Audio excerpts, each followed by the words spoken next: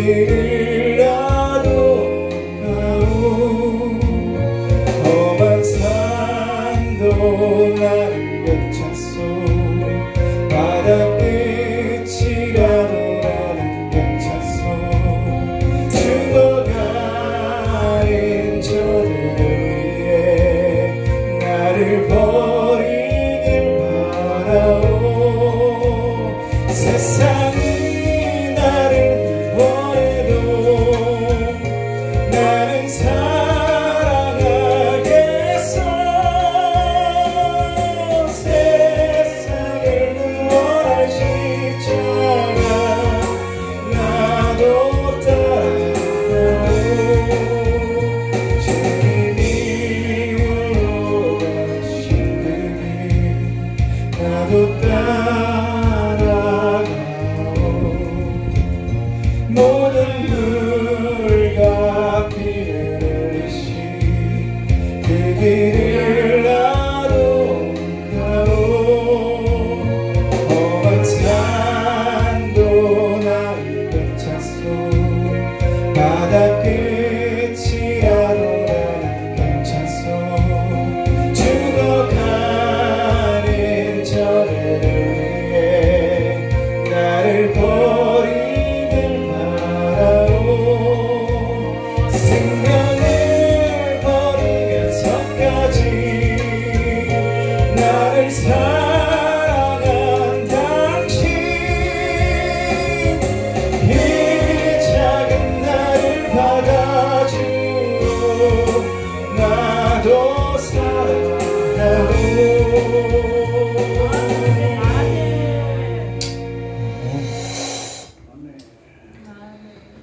말씀은 시편 46편 1절에서 3절까지 말씀입니다.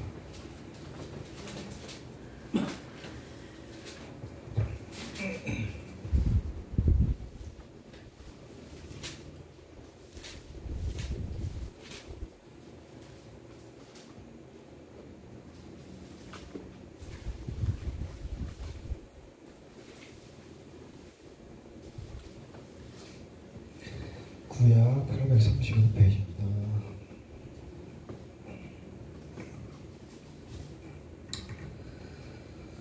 봉독하겠습니다. 하나님은 우리의 피난처시여 힘이시니 환난 중에 만날 큰 도움이시라. 그러므로 땅이 변하든지 산이 흔들려 바다 가운데 빠지든지 바닷물이 솟아나고 뛰놀든지 그것이 넘침으로 산이 흔들릴지라도 우리는 두려워하지 아니하리로다. 오늘 말씀의 제목은 흔들리는 세상, 믿음은 어디에 두고 있습니까? 입니다.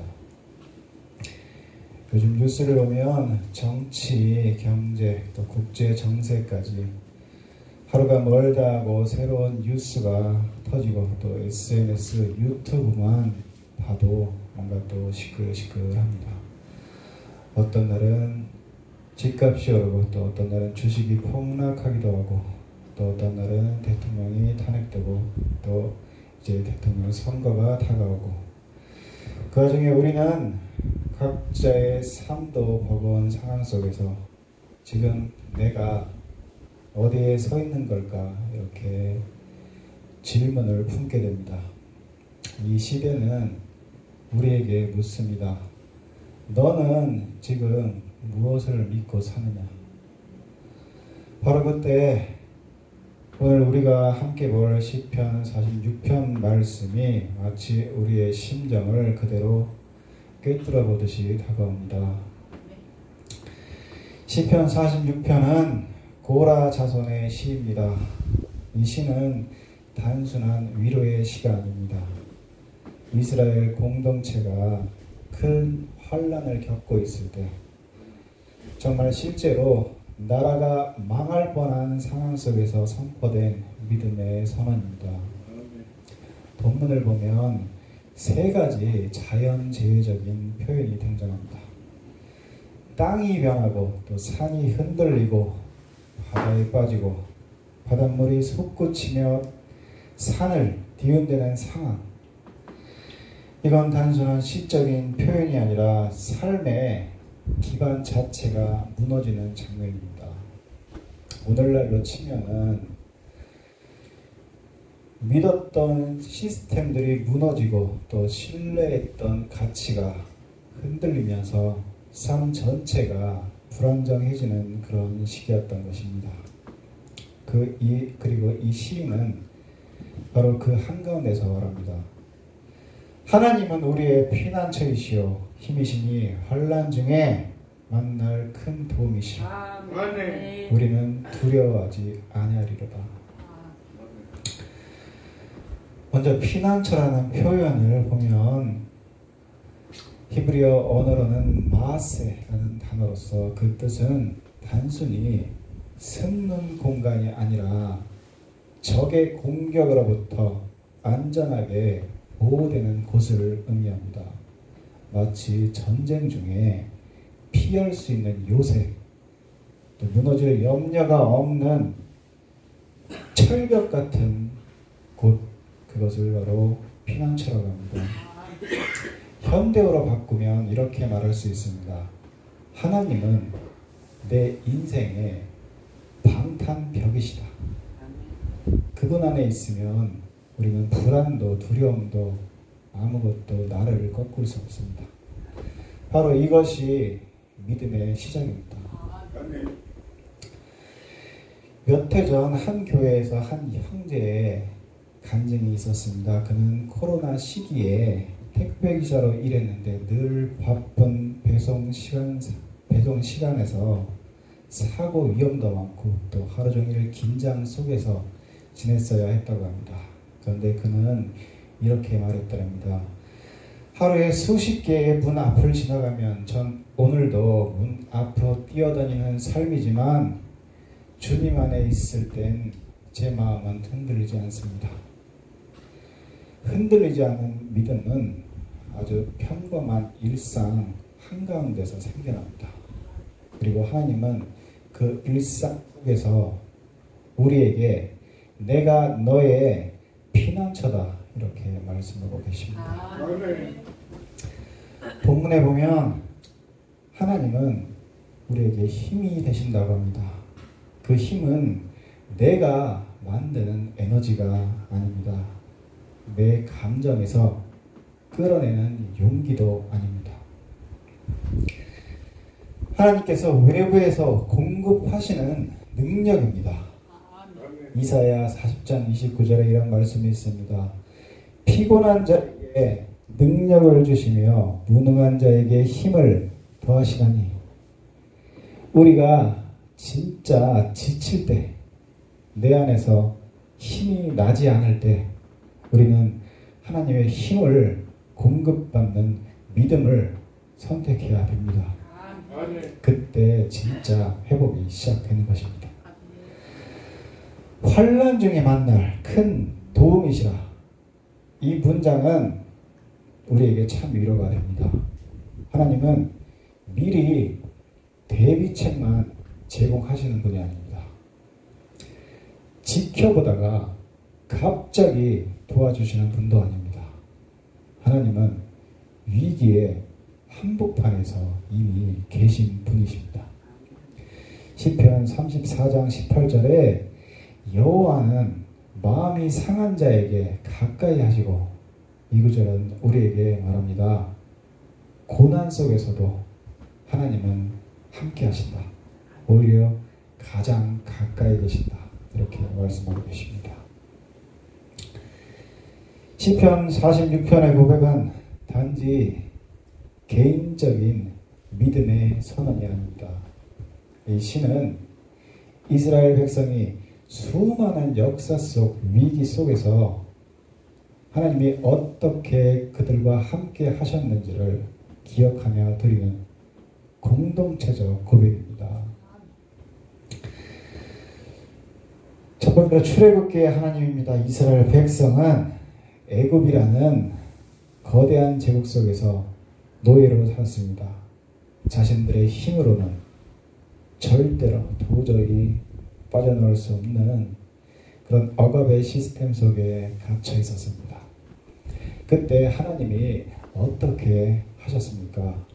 바로 그 환난 중에 하나님이 모세를 부르시고 또 그들을 끌어내어서 홍해를 가르셨습니다.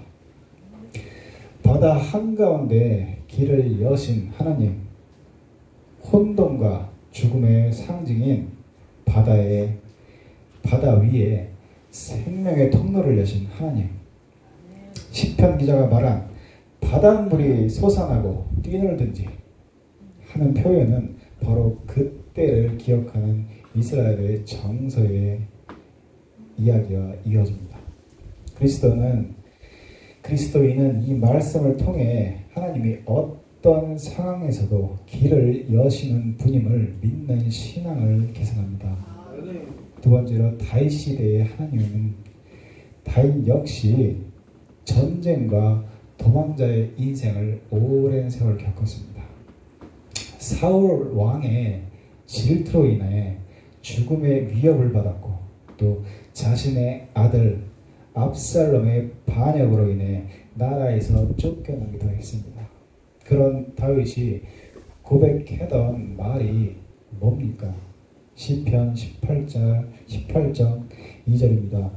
여호와는 나의 반석이시여 나의 요새시여 나를 건지시는 이시여. 역사 속 하나님은 힘있는 자 곁에만 계신 분이 아니었습니다. 도망치는 자, 연약한 자, 또 애매하게 당하는 자들과 함께 하신 분이었습니다. 지금 이 시대를 살아가는 우리들에게 이보다 더 필요한 고백이 있겠습니까? 지금 내 인생 왜 이렇게 꼬였지 싶은 그 순간에 하나님은 이렇게 말씀하십니다. 나는 너의 피난처다. 네가 멀쩡할 때만이 아니라 도망치는 그 순간에도 나와 함께할 것이다. 신약으로 넘어가면 히브리서 12장 28절에 그러므로 우리가 흔들리지 않는 나라를 받았은즉 은혜를 받자 이런 말씀이 있습니다. 여기서 말하는 흔들리지 않는 나라는 예수 그리스도를 통해 이미 시작된 하나님의 나라를 말합니다. 이 나라는 어떤 정권에도 흔들리지 않으며 또 어떤 시대의 윤리나 경제에도 무너지지 않는 나라입니다. 믿음으로 이 나라에 속한 우리는 세상의 변화와 다툼에 끌려다니는 인생이 아니라 그 한가운데서 중심을 잡고 살아갈 수 있는 그런 사람들입니다. 이 시대에 정치적 혼란이 커지고 또 사회가 갈라지는 가운데 교회는 그 갈등에 휘말릴 게 아니라 오히려 흔들리지 않는 나라의 표지판이 되어줘야 된다는 말씀입니다. 시편 46편은 예수 그리스도를 통해 완성됩니다.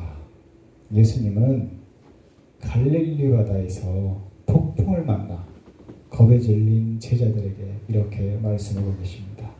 마가복음 4장 39절에 잠잠하라 고요하라. 제자들은 충격을 받습니다. 이분이 누구시길래 바람과 바다도 순종하는가?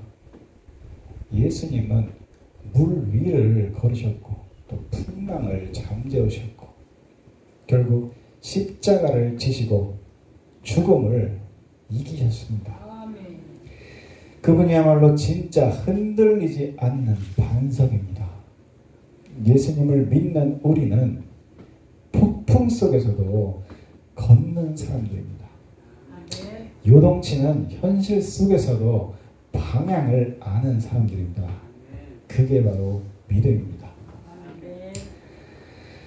자, 그렇다면 이제 우리의 질문은 이것입니다. 그래서 우리는 어떻게 살아야 됩니까? 시편 46편은 단지 말씀 낭독령이 아닙니다. 실제로 삶의 자세를 바꾸라는 부르심입니다. 말씀이 기준이 되지 않으면 내 기분, 여론, 분위기, 또 불안이 이런 것들이 기준이 됩니다. 마태복음 7장 24절에 내 말을 듣고 행하는 자는 반석 위에 집을 지은 지혜로운 사람 같으니 하나님의 말씀을 읽고 듣고 또 묵상하십시오. 혼란의 시대일수록 말씀이 길을 만듭니다. 또 빌립보서 4장 6절에서 7절입니다. 아무것도 염려하지 말고 다만 기도와 간구로 너희 구할 것을 감사함으로 말해라. 기도는 단지 문제 해결이 아니라 마음의 중심을 다스잡는 행위입니다. 불안할 때일수록 우리는 무릎 꿇고 기도드려야 된다는 것입니다. 그 자리에서 하나님은 당신을 회복시키십니다. 그러면 신앙 공동체와 또 함께 서야 됩니다. 혼자 믿음 지키는 시대는 끝났습니다. 함께 해야 버틸 수 있고 또 서로 세워줄 수 있습니다. 히브리서 10장 25절에 모이기를 패하는 어떤 사람들의 습관과 같이 하지 말고 삶이 바쁘고 지쳐도 예배의 자리를 포기하지 마십시오. 공동체는 단지 이벤트가 아니라 그것은 피난처입니다. 사랑하는 성도 여러분, 이 시대가 아무리 흔들려도 또 하나님의 나라는 흔들리지 않습니다. 그분의 말씀은 여전히 살아있고 또 그리스도의 십자가는 오늘도 내일도 능력을 발휘하십니다. 이제 질문은 우리에게 돌아옵니다. 나는 지금 무엇을 믿고 있는가? 또 무엇을 붙들고 살아가고 있는가? 오늘 우리는 결단해야 됩니다. 하나님, 내가 흔들릴 때 주님을 피난처 삼겠습니다. 세상이 요동쳐도 나는 주의 말씀 위에 서겠습니다. 나 혼자 서 있는 게 아니라 공동체와 함께 믿음을 지키겠습니다. 우리가 살아가는 시대는 그야말로 불확실한 시대입니다.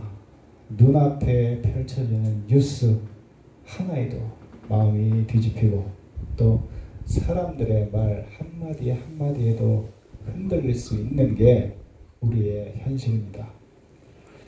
하지만 오늘 시편 46편의 말씀은 그 혼란 속에서 우리의 발을 딛고 쉴 수 있는 단단한 반석이 되어줍니다.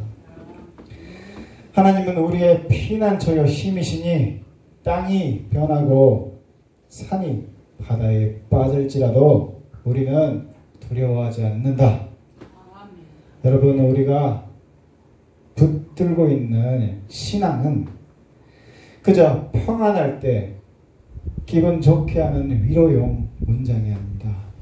진짜 어려울 때, 모든 게 흔들릴 때 정말 유효하고 작동하는 살아있는 말씀입니다. 지금 어떤 혼란의 순간을 살고 계시든 세상의 경랑 속에서 또 마음이 요동치고 계시든 이 말씀 앞에 다시 중심을 잡으시기 바랍니다. 그리고 스스로에게 한번 물어보십시오. 나는 지금 무엇 위에 서 있는가? 내가 기대는 건 정말 흔들리지 않는 것인가? 그리고 오늘 이 시간 조용히 이렇게 다짐해 보시기를 바랍니다. 나는 이제 세상이 아닌 하나님께 기대겠다. 그분이 나의 피난처이시고 나의 힘이시다. 오늘 이후로도 많은 일이 생길 겁니다. 여전히 뉴스는 요란할 것이고 또 세상을 또 우리를 시험에 들게 만들지도 모릅니다. 하지만 우리는 알고 있습니다. 내 인생의 중심은 주님 안에 있을 때만 흔들리지 않는다. 그 믿음이 이 시대를 살아가는 우리의 발걸음을 끝까지 붙잡아 줄 것입니다. 그 믿음으로 살아가는 우리가 되시길 주님의 이름으로 축원드립니다.